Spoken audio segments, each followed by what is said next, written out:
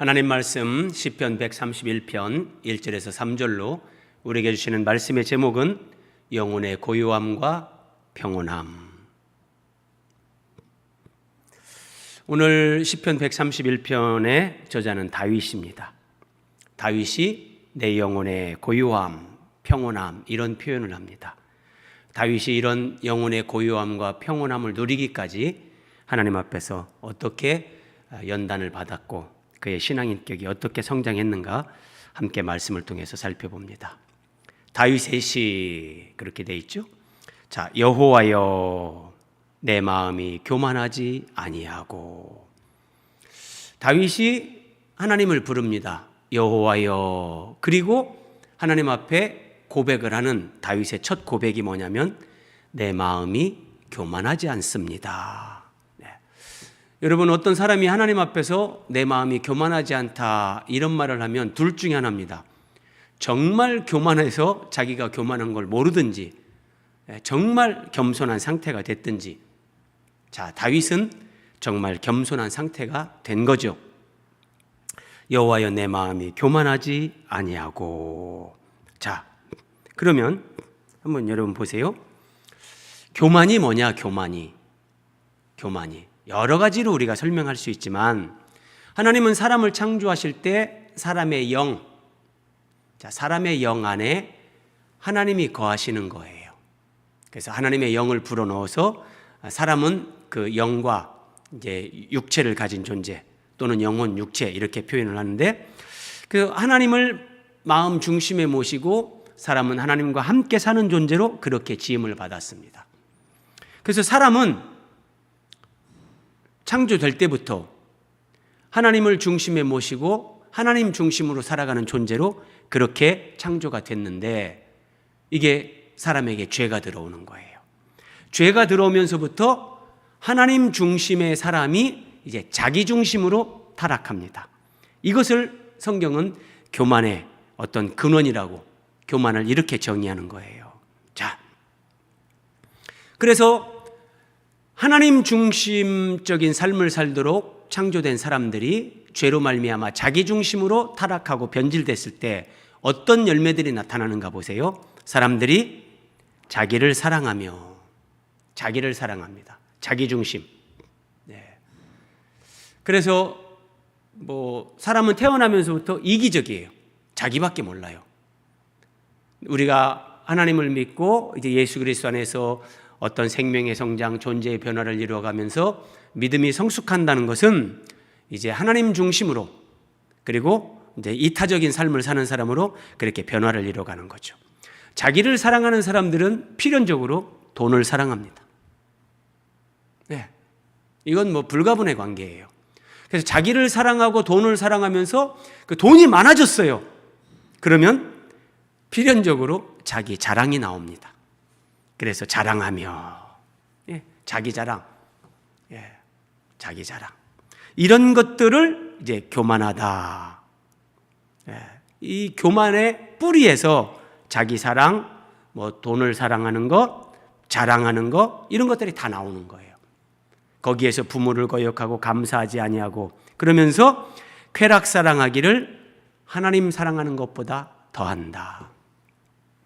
하나님을 기뻐하고 즐거워하며 하나님과 함께 살게끔 창조된 인생들이 자기 중심이 되다 보니까 이제 돈을 사랑하고 쾌락 사랑하기를 하나님 사랑하는 것보다 더하고 자기 자랑 늘어놓고 이기적이고 군림하고 지배하려고 하고 이런 교만한 삶을 사는데, 그런데 여러분 오늘 다윗이 뭐라 하겠습니까? 여호와여 내 마음이 교만하지 아니하고. 정말 대단한 고백입니다. 대단한 고백. 자, 이 다윗이 내 마음이 교만하지 아니하다 고백했죠? 그러면 이것은 제가 설명드린 것을 근거로 해서 성경 전체적으로 이렇게 연결을 해서 이해를 하자면 하나님 중심으로 지음받은 인생이 죄로 말미암아 자기 중심으로 타락했는데 다윗이 내 마음이 교만하지 않다는 것은 이제 다윗도 자기 중심에서 하나님 중심으로 이게 바뀐 거예요. 자, 그것이 3절밖에 안 되는 이 짧은 시편에 이렇게 나옵니다. 시편 131편 1절 시작을 이렇게 합니다. 여호와여. 그리고 3절에 어떻게 되는가 보세요. 이스라엘아 지금부터 영원까지 여호와를 바랄지어다. 이게 시편 131편 시작과 끝입니다. 그러니까 여호와로 시작을 해서 여호와를 바랄지어다. 다윗이 하나님 중심의 사람으로 이렇게 완전히 바뀐 거예요. 이 상태가 되면 내 마음이 교만하지 아니하고, 이런 표현이 교만이 아니라 정말 하나님 중심의 사람으로 그렇게 바뀐 실제적인 신앙의 고백, 삶의 열매들이 그렇게 따라오는 거예요. 자, 다윗이 이제 두 번째 고백을 하는데 한번 보세요. 여호와여 내 마음이 교만하지 아니하고, 첫 번째 고백이었죠. 두 번째 고백은 내 눈이 오만하지 아니하오며. 내 눈이 오만하지 않다. 예전에 개역 한글 성경에는 내 눈이 높지 않다. 교만, 오만. 자, 어쨌든 내 눈이 오만하지 않다. 이걸 좀 더 쉽게 설명하면 이런 거예요. 여러분, 욥이 이렇게 고백합니다. 내가 내 눈과 약속을 했다. 그러니까 하나님 앞에서 욥이 다짐을 하는 거예요.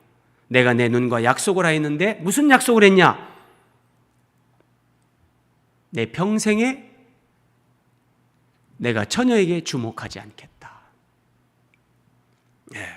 어떤 그런 여인을 내가 정말 그런 음란한 생각을 하면서 바라보지 않겠다. 내 눈과 내가 약속하였다. 이게 욥이 참 하나님의 은혜를 크게 받은 사람이죠. 저도 처음 하나님 만났을 때 뭐 이런 정말 경험이 있어요. 이렇게 저 앞에서 어떤 여인이 걸어오는데 그냥 그 여인을 보고 싶지 않은 거예요. 그래서 그 여인이 이렇게 지나갈 때까지 땅만 보고 가요. 땅만 보고. 그래서 이게 사람이 뭐 욥이 막 수행을 해서 이렇게 됐다가 아니라 하나님 중심으로 하나님의 영이 내 안에 오셔서 내가 그 하나님으로 점유가 되고 그 하나님이 나를 장악하고 지배하는, 오늘날로 표현하면 성령 충만한 사람이 되면 이렇게 돼요. 내 노력이나 내 수행, 고행으로 내가 이런 어떤 경지에 올라가는 그런 게 아니라 그만큼 더 하나님 앞에 겸손하고 하나님을 갈망하고 은혜를 갈구하면서 그 은혜의 충만으로 말미암아 이런 열매가 나타나는 거죠. 그래서 그리스도인들은 내가 이렇게 해서 이렇게 신앙이 성숙했다 그런 말 절대 못해요. 그렇게 하는 사람들은 정말 하나님 은혜를 모르는 거죠. 하나님이 나에게 은혜를 베푸셔서 내가 이렇게 한다. 아마 욥도 그런 의미를 다 함의하고 있는 거죠. 그러면서 한번 보세요. 같은 욥기 31장인데 처녀에게 주목하지 않겠다 이런 다짐을 한 욥이 참 아름다운 고백이에요. 내 마음이 내 눈을 따랐거나 내 손에 더러운 것을 내가 묻혔다면 하나님께서 저에게 어떤 징계를 하셔도 저는 좋습니다. 이게 욥의 고백이에요. 그러니까 욥이 뭐라고 고백하냐면 내 마음은 내 눈을 따라가지 않았습니다. 이런 말을 하는 거예요. 굉장히 의미심장한 말씀이에요. 여러분, 사람은 눈으로 뭘 보는데 눈으로 보기 전에 이미 마음에서 결정이 나고 그 눈이 따라가고 내 발이 따라가고 행동이 나오는 건데, 여러분 한번 보세요. 한 사람이 자기 여자친구하고 이렇게 걸어가는데 예쁘게 한 여인이 원피스를 입고 지나가는데 그럼에도 불구하고 이렇게 눈이 돌아가는 거예요. 눈이 돌아가는 거예요. 그러니까 욥은 어찌 처녀에게 내가 주목하랴, 처녀를 주목하지 않겠다, 그런 하나님 앞에서 정말 경건하게 살겠다고 다짐을 하고, 내가 처녀를 주목하지 않기 위해서 정말 필요한 건 뭐냐면 내 마음이 내 눈을 따라가면 안 된다는 거예요. 내 마음이. 그래서 이게 잠언으로 설명을 하자면 뭐든 지킬 만한 것 중에 더욱 내 마음을 지키라. 생명이 근원이 이에서 남이니라. 그러니까 욥은 눈을 지키기 전에 마음을 지키는 겁니다. 마음을 지키지 못하면 이 눈을 지킨다는 거, 눈이 처녀를 주목하지 않는다. 내 눈이 이거 정말 내 마음을 벗어나는 것들, 이거는 수없이 일어나는 거죠. 그래서 마음을 지키는 거, 이게 하나님을 사랑하는 사람들. 예수님이 뭐라고 말씀하셨어요? 너희가 나를 사랑하면 내 계명을 지키리라. 예. 자, 한번 보세요. 그리고 이제 다윗의 세 번째 고백. 내가 큰 일, 감당하지 못할 놀라운 일을 하려고 힘쓰지 않습니다. 이런 말을 합니다. 내가 힘쓰지 않는다. 다윗의 세 번째 고백이에요. 세 번째 고백. 큰 일, 놀라운 일, 나는 그런 것을 이루려고 거기에 힘쓰지 않는다. 참 위대한 고백입니다. 위대한 고백. 여러분 밑에 한번 설명 읽어보세요. 저는 우리 교회를 섬기면서 이제 늘 이런 식으로 사역을 했기 때문에, 근데 아직도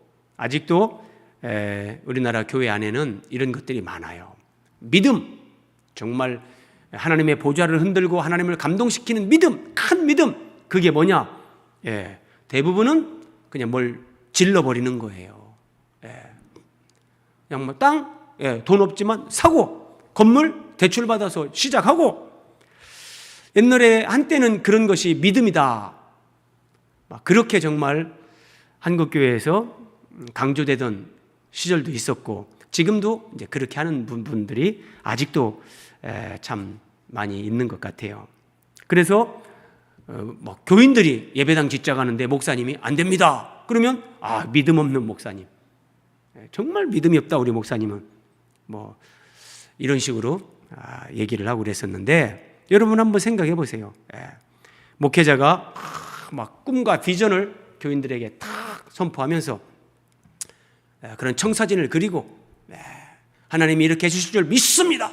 우리가 기도하고 믿음으로 가면 하나님이 이렇게 이루실 줄 믿습니다. 여러분 우리 함께 힘을 내서 마음을 모아서 이 큰 일을 이룹시다. 그러면 대부분 이제 아멘하고 할렐루야 하는 거죠. 그런데 성경이 보여주는 것은 이 다윗, 내가 큰 일, 놀라운 일을 하려고 힘쓰지 않습니다. 마음이 교만하지 않고 하나님 중심이 된 사람, 내 눈이 오만하지 않고 정말 처녀를 주목하지 않고 내 마음이 눈을 따라가지 않는 자기 마음을 지키는 그 영적인 상태, 하나님과의 관계, 그런 관계 속에 들어간 사람들, 그들은 여기 큰 일, 여러분 세상 사람들이 또 세상에서 큰 일이라고 할 때 도대체 뭐가 큰 일일까요?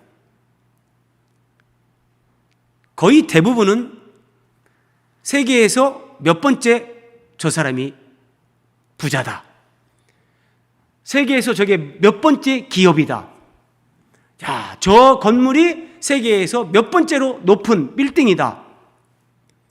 큰 것, 결국은 돈, 건물, 유명세, 이런 걸 큰일이라고 하죠.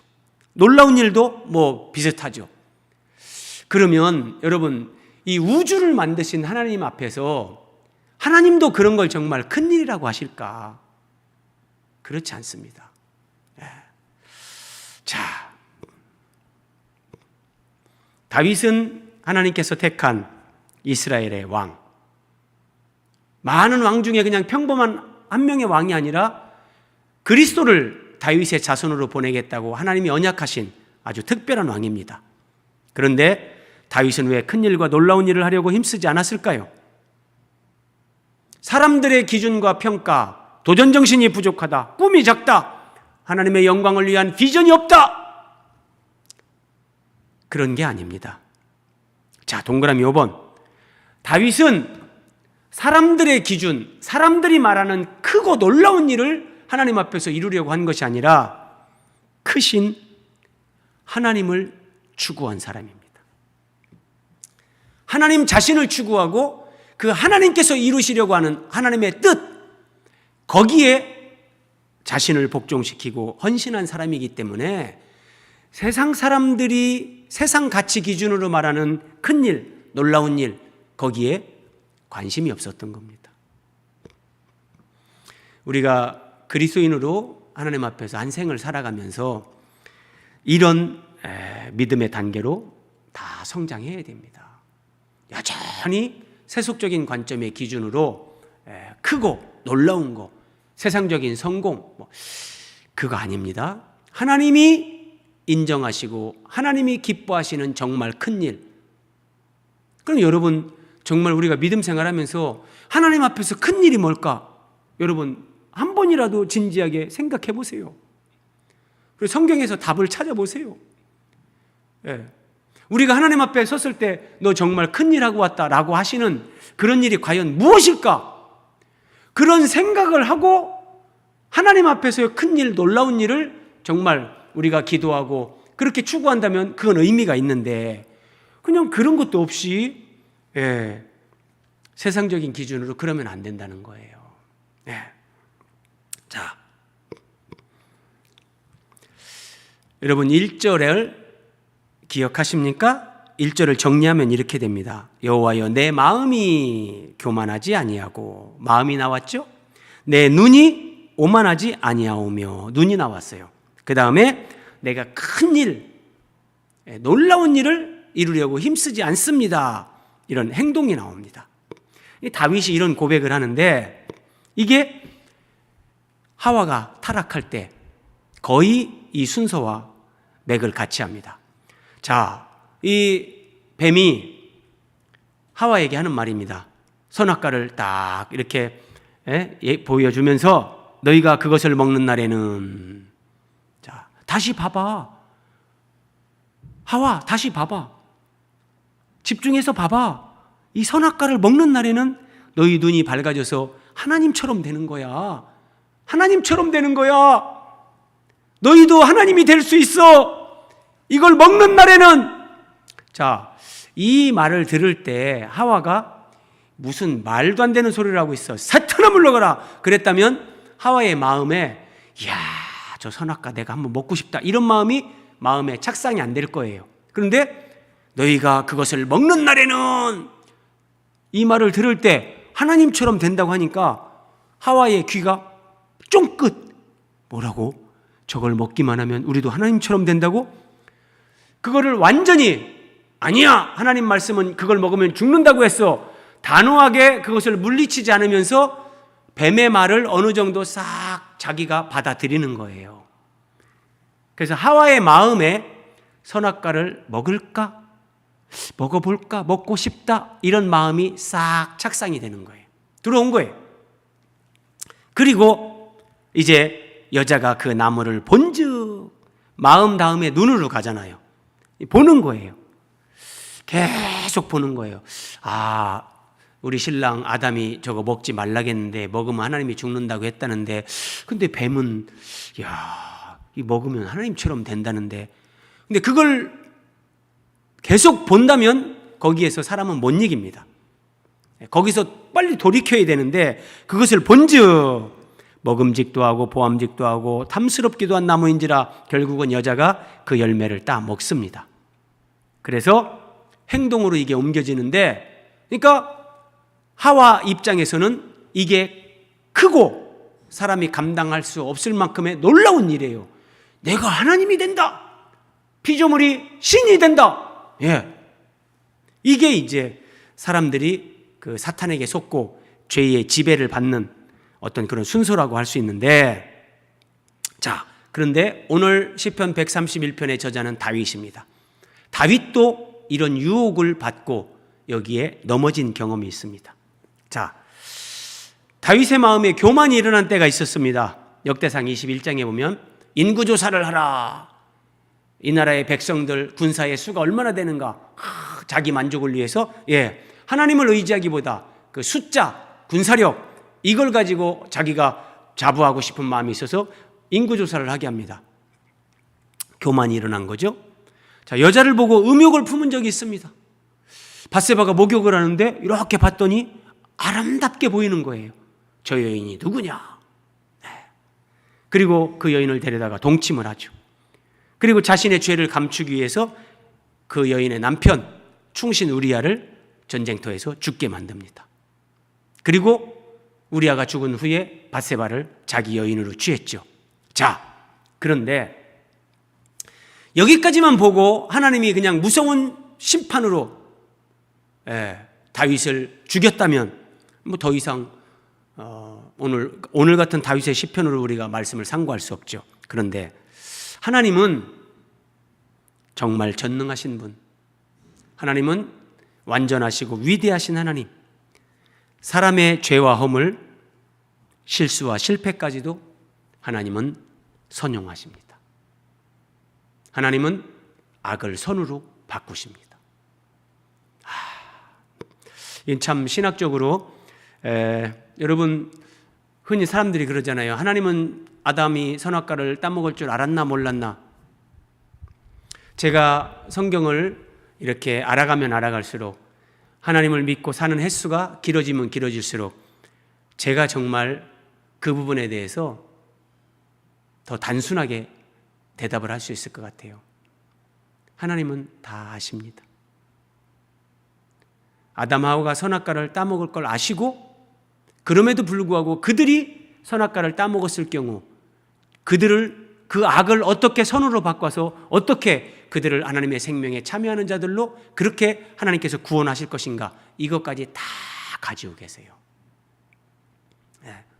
여러분, 만약에 다윗이 이런 교만, 어떤 음란, 이런 정말 입에 담기도 그런 이런 살인죄까지, 이런 죄를 다윗이 만약에 짓지 않았다면 다윗은 다윗이 되지 못합니다. 오해는 하지 마십시오. 그래서 우리가 죄를 짓는 거, 죄가 정당하냐, 그런 얘기를 하는 게 아닙니다. 하나님의 선하심, 자비하심. 자, 이런 다윗의 실수와 허물을 하나님께서 그 악을 선으로 바꾸시면서 다윗이란 사람을 오늘 시편 131편 1절에서 다윗이 고백하는 것처럼 여호와여 내 마음이 교만하지 아니하고 하나님 중심의 사람으로 완전히 바꿔버립니다. 내 눈이 오만하지 아니하고 내가 큰 일과 감당하기 어려운 놀라운 일을 이루려고 힘쓰지 않습니다. 이런 정말 하나님이 기뻐하는 사람, 이런 사람으로 하나님이 다윗을 세우신단 말이에요. 자, 시편 32편은 다윗의 시입니다. 다윗의 고백입니다. 한번 보세요. 죄를 지면 그 죄값을 하나님이 지불하게 하십니다. 1대1로 그렇게 계산하게는 안 하시지만 그러면 우리가 다 죽어야 되는데, 근데 하나님을 아는 사람들이 교만하고 죄를 짓고 정말 마귀에게 이렇게 무릎을 꿇게 됐을 때 다윗의 고백입니다. 내가 입을 열지 아니할 때에 종일 신음함으로 내 뼈가 쇠하였도다. 죄를 짓고 다윗이 하나님 앞에 자백하지 않는 거예요. 시침 떼고 그 은폐하고 완전 범죄를 도모하는 거예요. 그때 종일 신음함으로 내 뼈가 쇠하였도다. 정말 뼈가 상하는 것 같은 그런 고통. 한 절 더 볼까요?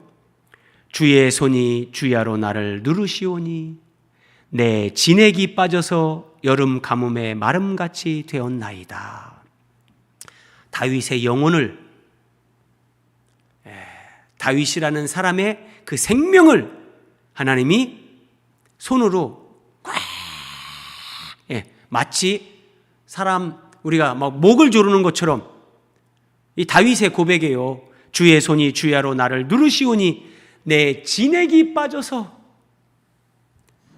바짝 말라 비틀어지는 그런 영혼의 상태, 그런 사람이 됐다는 거예요. 그래서 가로 열고 셀락을 하잖아요.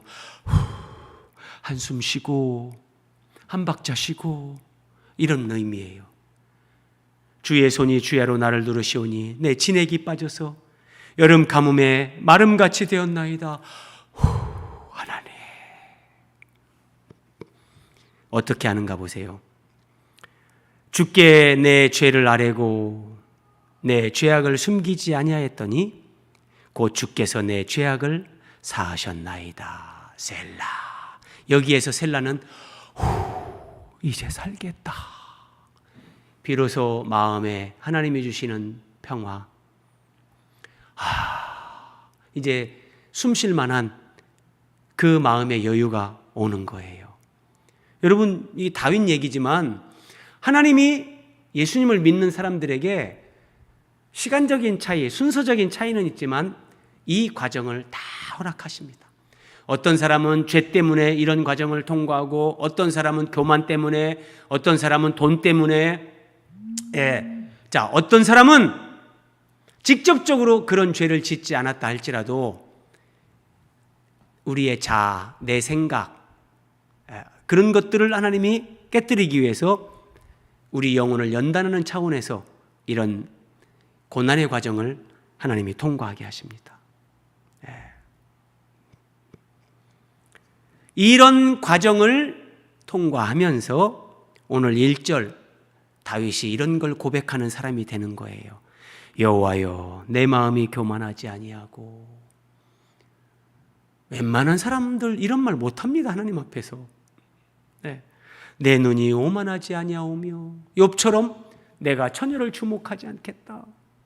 내 마음이 내 눈을 따라가지 않겠다. 자기 마음을 지키는 사람이 되는 거예요. 그리고 하나님 앞에서 큰 일과 감당하지 못할 놀라운 일을, 그런 것을 이루려고 내가 힘쓰지 않는다.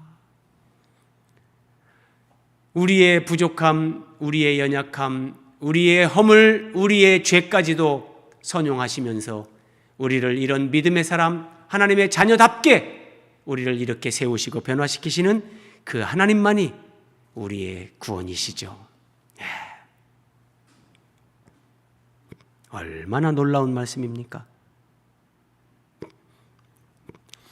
그래서 이사야 48장에서 하나님 이렇게 말씀하십니다. 보라, 내가 너를 연단하였으나. 하나님은 하나님의 백성, 하나님의 자녀들을 연단하십니다. 은처럼 하지 아니하고 너를 고난의 풀무불에서 연단했다. 너를 고난의 풀무불에서 택했다. 이 말은 고난의 풀무불에서 너를 내가 연단했다 이 말이에요. 인생은 이 고난의 풀무불이 있어요. 특히 하나님의 자녀가 된 사람들에게는 이건 필연이에요. 필연. 악인은 죽을 때도 고통 없이 죽는 사람들이 있다고 성경이 말씀하십니다. 그러나 의인, 하나님의 자녀들은 고난의 풀무불, 이건 필연입니다. 왜냐하면 이 고난의 풀무불에서 우리를 연단하시는 하나님의 연단이 2000년 전에 십자가에서 고난당하시고 죽으신 예수 그리스도의 그 십자가 고난과 죽음에 우리를 참여시키는 거기 때문에요. 거기에 참여를 해야 우리가 부활의 생명, 부활의 영광에 이르기 때문에 이 과정은 필연적인 거란 말이에요. 이 연단을 이제 신약 성경으로 오면 사도 바울이 로마서에서 이렇게 말합니다. 우리가 환난 중에도 즐거워하나니 이 환난은 인내는 연단을 만들어낸다. 이 연단, 다른 번역본에 보면 연단된 인격을 얘기합니다. 환난 중에서, 고난 중에서 인내하면서 내 뼈가 마르나이다. 주의 손이 나를 짓누르시오니 내 진액이 빠집니다. 이런 그 말할 수 없는 그 시간을 통과하면서 인내하는 거죠. 근데 그 인내를 통해서 하나님은 우리의 인격을 하나님이 원하시는 그런 인격으로, 연단된 인격으로, 연단된 신앙 인격, 그리스도를 닮아가는 그런 연단된 인격으로 우리를 바꿉니다. 그래서 그 연단된 인격은 소망을 이룬다. 이 소망은 우리의 무슨 장래 희망이 아니에요. 하나님이 우리를 이 땅에 태어나게 하시고 우리 인생 가운데 하나님이 이루시고자 하시는 하나님의 구원의 완성, 하나님의 뜻, 그 소망을 이루시는 거예요. 예. 이게 놀라운 은총입니다. 자, 1절 한 절 살펴봤습니다. 이제 2절로 갑니다. 영혼의 고요함과 평온함을 누리는 사람의 영적인 상태. 실로 내가 내 영혼으로 고요하고 평온하게 하기를. 여러분, 여기 영혼의 고요함이 나옵니다. 영혼의 평온함이 나옵니다. 오늘날은 사람들이 이런 마음의 평화, 마음의 고요함 잘 모릅니다. 현대인들이. 그런데 내가 영혼으로 고요하고 평온하게 하기를 젖된 아이가 그의 어머니 품에 있음 같게 했다. 젖된 아이가 그의 어머니 품에 있음 같게 했다. 여러분 한번 사진 보세요. 이 신생아 아기는 엄마 품에 있죠? 그러면 이 아기는 엄마 품에서 이제 모유 수유를 하든지 분유를 먹든지 어쨌든 젖을 먹는 거예요. 그런데 여러분 2절을 다시 보세요. 내가 내 영혼으로 고요하고 평온하게 하기를 젖된 아이가. 젖을 뗀 아이입니다. 지금 젖을 먹고 있는 아이가 아니라 젖된 아이가 어머니 품에 있음 같다. 그러면 여러분 젖을 뗀 아이가 엄마 품에 있다는 거예요.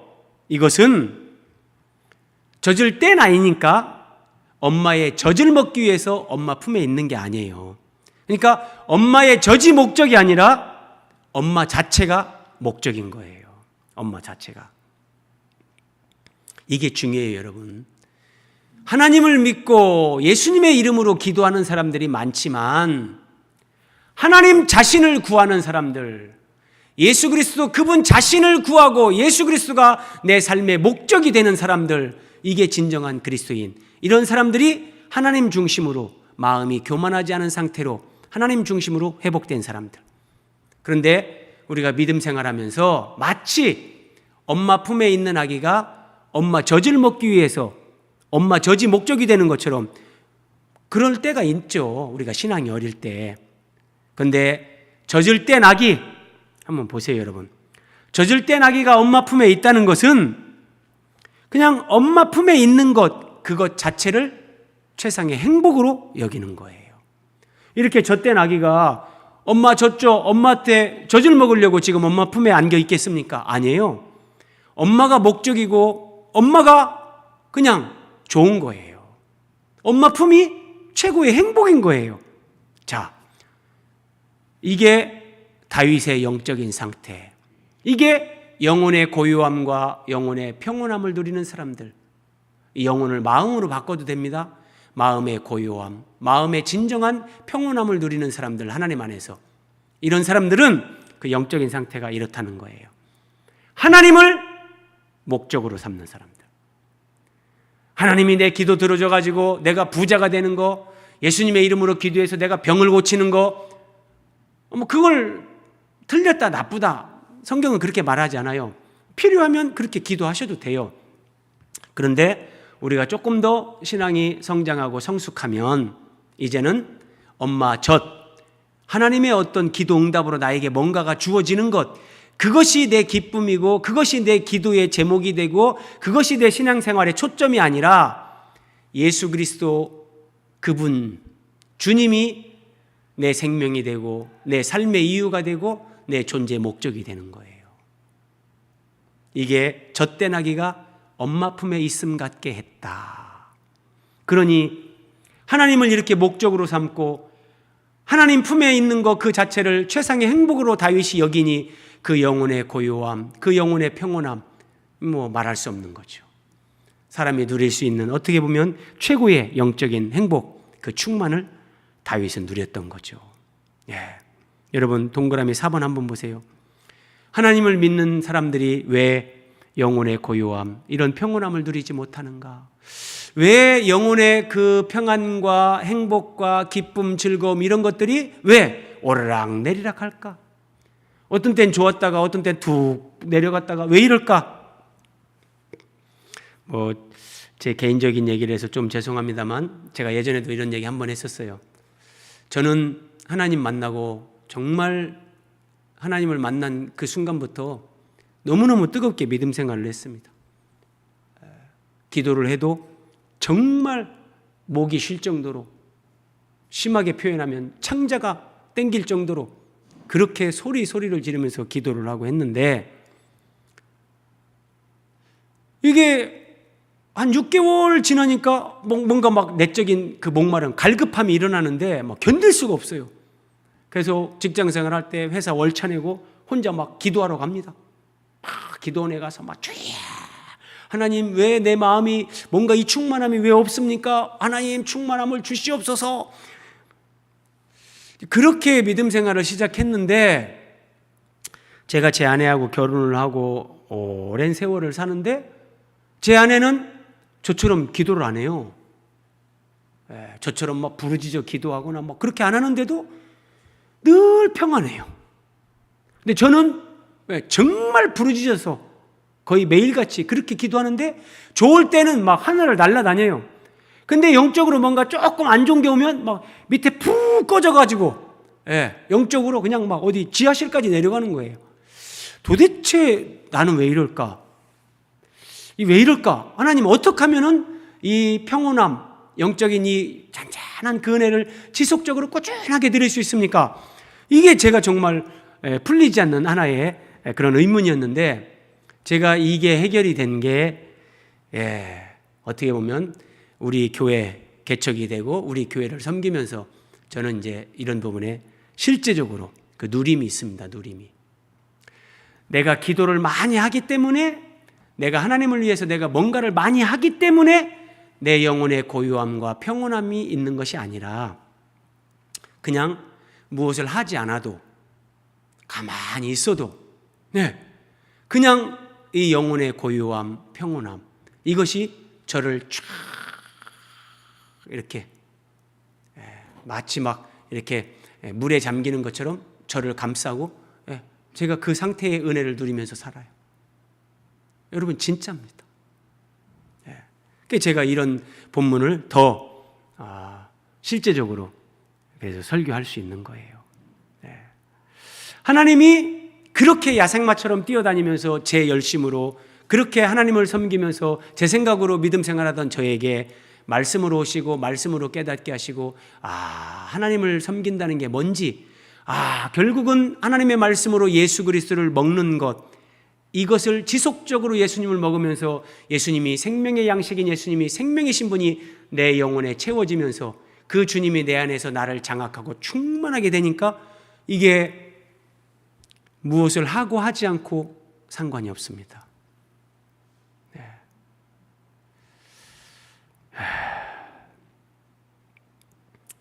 저는 믿음 생활하면서 지금이 제일 충만하고 행복합니다. 어제는 어제, 오늘은 오늘, 지금이요. 저는 뭐 젊어질 수 있으면 젊은 나이로 돌아가겠습니까? 저는 안 돌아갑니다. 저는 지금이 가장 행복하고 하나님 앞에서 가장 좋습니다. 그러면 여러분, 제가 환경적으로는 뭐 좋은 게 있습니까? 우리 교회가 무슨 큰 교회입니까? 우리 교회가 막 사람이 많습니까? 제가 무슨 돈이 있습니까? 제가 무슨 특별히 뭐 재산이 있습니까? 저는 아무것도 없어요. 그런데 그런 조건 때문에 행복한 것이 아니라 하나님 때문에, 내 안에 계시는 그 예수님 때문에 영혼의 이 고요함과 평온함을 누리면서 어떤 것하고도 바꾸지 않겠다. 내 인생의 어떤 시점으로 돌아갈 수 있다 할지라도 나는 돌아가지 않는다. 제 자랑이 아니라요. 우리가 하루하루를 이렇게 산다면 하나님 안에서 정말 가장 큰 복을 누리는 인생이 아닐까요? 그럼 이게 어떻게 됐는가? 저는 하나님 말씀이요. 하나님 말씀으로 하나님께서 예수 그리스도를 더 깊이 만나게 하고 깨닫게 하시고, 예수 그리스도를 깊이 알아간 후에 제가 깨달은 진리, 하나님이 깨닫게 해주신 그 예수 그리스도가 나의 인격이 되고 생명이 되게끔 하나님이 고난의 풀무, 저를 연단하는 고난의 과정을, 그런 시간을 허락하시죠. 그래서 진리와 고난, 이것은 하나님이 우리를 연단하시고 우리를 가장 복되게 만드는 하나님의 두 가지 확실한 도구. 그래서 여러분, 말씀을 사랑하고 말씀을 듣고 배우면서 말씀으로 부요함을 누리세요. 그러면 언젠가 그 말씀이 인격이 되도록, 생명이 되도록 하나님이 연단을 허락하시겠지만 그 연단을 능히 감당해내는, 이겨내는 그 능력이 하나님으로부터 공급된다니까요. 두려워하지 말고요. 하나님의 영광을 위해서 나는 큰 일을 해야 되겠다. 놀라운 일을 이루어야 되겠다. 만약에 저처럼 목사가 하나님의 영광을 위해서 내가 예배당을 크게 지어야 되겠다. 하나님의 영광을 위해서 우리 교회는 10,000명은 모이는 교회가 되어야 되겠다. 라고 한다면 그것은 이미 마귀에게 속는 겁니다. 하나님은 우리에게 큰 건물이나 숫자, 그런 것을 우리에게 요구하시거나 명령하신 적이 없습니다. 오늘 시편 131편에서 다윗의 고백을 통해서 하나님이 우리에게 주시는 것은 큰 일과 감당하기 어려운 정말 놀라운 일을 이루려고 애쓰지 않는 것, 이것이 하나님의 사람이 해야 되는 거라고 하나님은 우리에게 오히려 깨닫게 하시는 겁니다. 하나님이 보실 때 정말 큰 일이 뭐냐? 여러분 동그라미 5번 보십시오. 하나님이 보실 때 정말 큰 일은 혈과 육을 가진 우리가, 피조물로 지음받은 우리가 예수 그리스도의 몸인 교회로 세워지는 겁니다. 여러분, 교회는 예수님의 몸이에요. 예수님의 몸이라는 것은 예수님이 머리가 되고 우리가 예수님의 몸의 일부가 되는 거예요. 그래서 예수님과 하나가 되는 거예요. 이 신비라니까요. 어떻게 우리 피조물인 인간이 하나님이신 예수님과 그렇게 연합이 될 수 있냔 말이에요. 신비라니까요.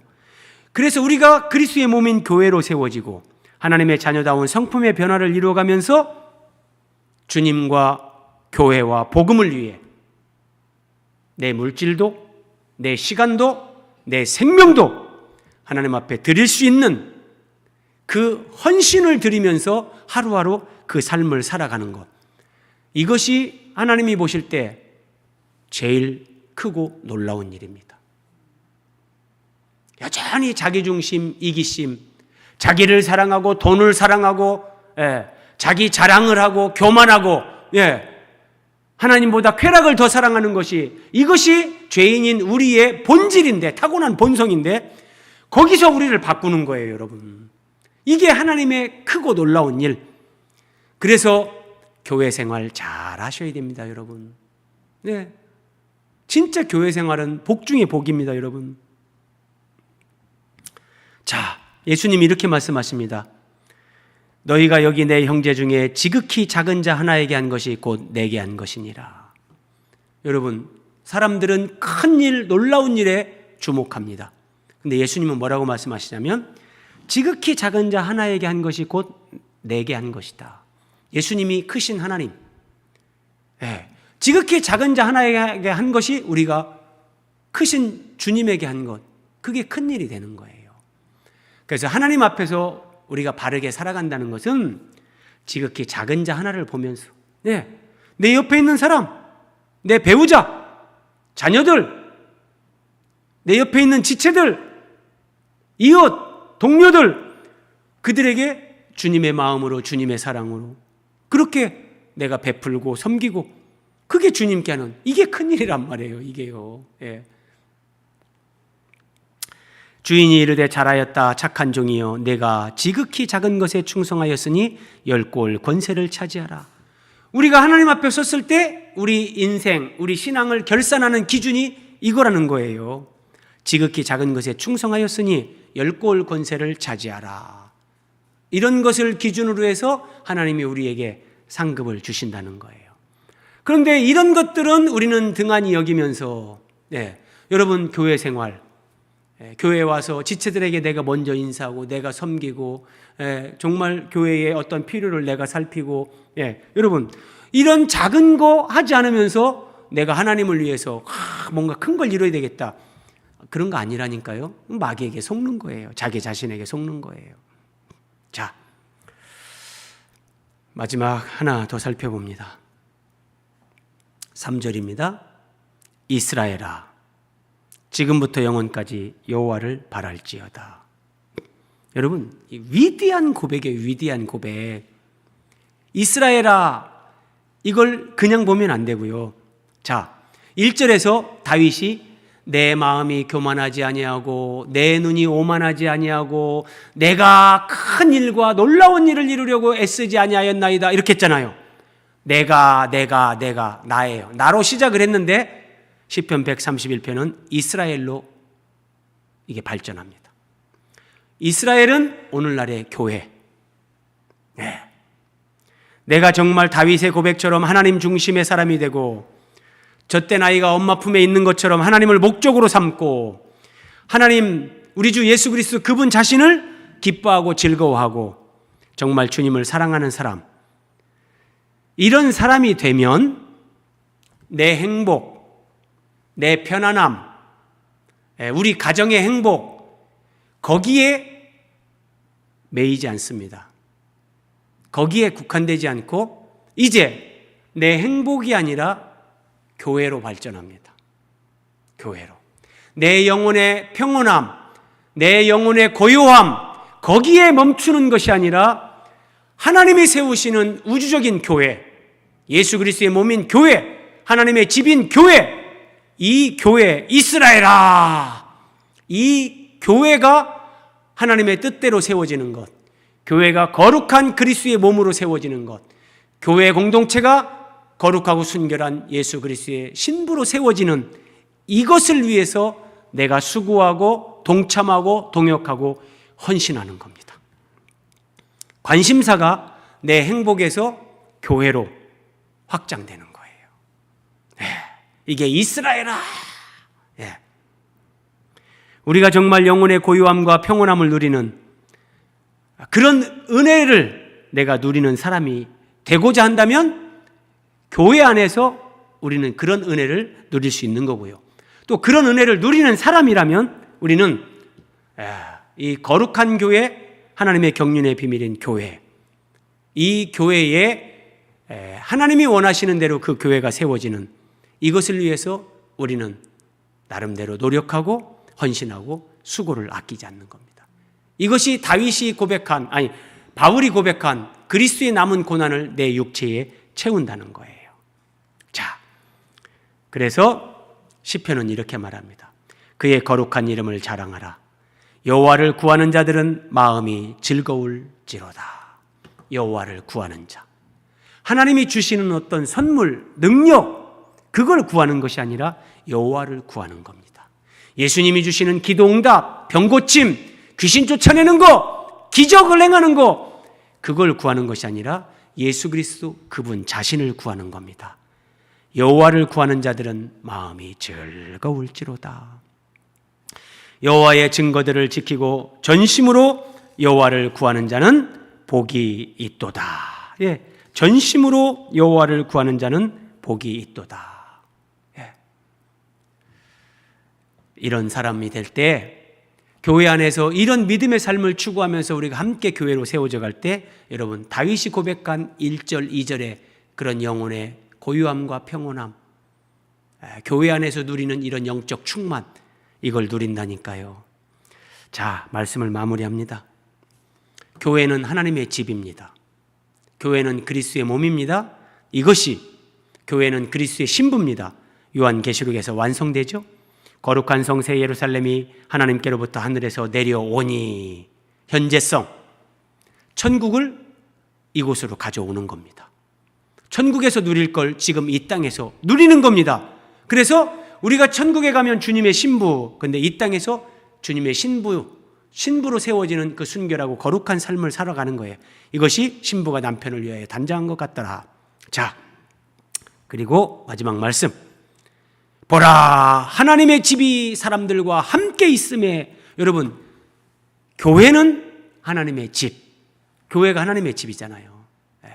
내가 너로 하여금 하나님의 집에서 어떻게 해야 할 것을 알게 하리니 이 집은 살아계신 하나님의 교회요. 교회가 하나님의 집입니다. 근데 이 하나님의 집이 요한계시록에서 완성이 됩니다. 보라, 하나님의 집이 사람들과 함께 있음에, 이게 완성이 됩니다. 천국 가서 이것이 완성될 거 우리가 소망하지만 이 땅에서 우리는 교회 안에서 그리스도의 신부로, 그리스도의 몸으로 세워져 가는 이 훈련을 받으면서 그 성장과 성숙을 이루어가고 하나님의 집인 교회 안에서 하나님과 함께 살아가는, 우리가 천국에 가면 하나님을 아버지로, 예수님을 신랑으로, 그리고 구원받은 성도들과 함께 한 가족으로 살잖아요. 그것을 이 땅에서, 교회에서 성도들과 함께 우리가 살아가는 그 삶을 이 땅에서 살아내지 못하면 천국 가서 어떻게 하겠습니까? 그래서 하나님의 집인 교회, 그리스도의 신부인 교회, 지상에서 우리는 교회 안에서 이런 영혼의 고요함, 평온함을 누려가면서 정말 하나님의 뜻을 이루는 일에 동역하는 사람들로 그렇게 쓰임받는 겁니다. 하나님 은혜 안에서, 하나님 말씀 안에서 이 영혼의 고요함, 평안함을 지속적으로 충만하게 누려가면서 하나님의 뜻을 이루는 일에 쓰임받는 저와 여러분이 되기를 주님의 이름으로 부탁드립니다. 기도하겠습니다.